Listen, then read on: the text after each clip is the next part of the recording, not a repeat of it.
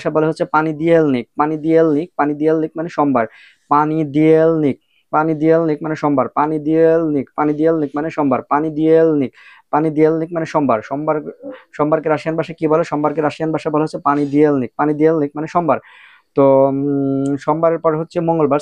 মঙ্গলবারকে Russian ভাষায় বলা হচ্ছে ফ্তারনিক। ফ্তারনিক মানে মঙ্গলবার।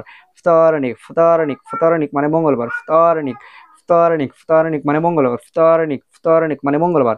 মঙ্গলবারের পরে রাশিয়ান ভাষাকে বুধবারকে রাশিয়ান ভাষায় বলা হচ্ছে শ্রিয়েদা। শ্রিয়েদা, শ্রিয়েদা মানে বুধবার। শ্রিয়েদা, শ্রিয়েদা, শ্রিয়েদা মানে বুধবার। শ্রিয়েদা, শ্রিয়েদা মানে বুধবার। শ্রিয়েদা, শ্রিয়েদা, শ্রিয়েদা মানে বুধবার। তো বুধবারের পরে রাশিয়ান ভাষায় বৃহস্পতিবারকে কি বলে? সিদভিয়ার্ক। সিদভিয়ার্ক মানে বৃহস্পতিবার। সিদভিয়ার্ক, সিদভিয়ার্ক, সিদভিয়ার্ক মানে বৃহস্পতিবার। সিদভিয়ার্ক, সিদভিয়ার্ক, সিদভিয়ার্ক মানে বৃহস্পতিবার। সিদভিয়ার্ক, সিদভিয়ার্ক মানে বৃহস্পতিবার। সিদভিয়ার্ক মানে বৃহস্পতিবার। তারপরে শুক্রবার। শুক্রবারকে রাশিয়ান ভাষায় কি বলে? শুক্রবারকে রাশিয়ান ভাষায় বলা হচ্ছে পিয়াতনিৎসা। পিয়াতনিৎসা, পিয়াতনিৎসা মানে শুক্রবার।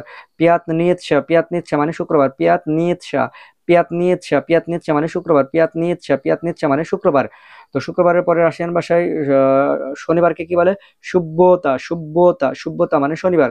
সুব্বতা, সুব্বতা, সুব্বতা মানে রবিবারকে কি বলে? ভাস্করেসিনিয়া। ভাস্করেসিনিয়া, ভাস্করেসিনিয়া মানে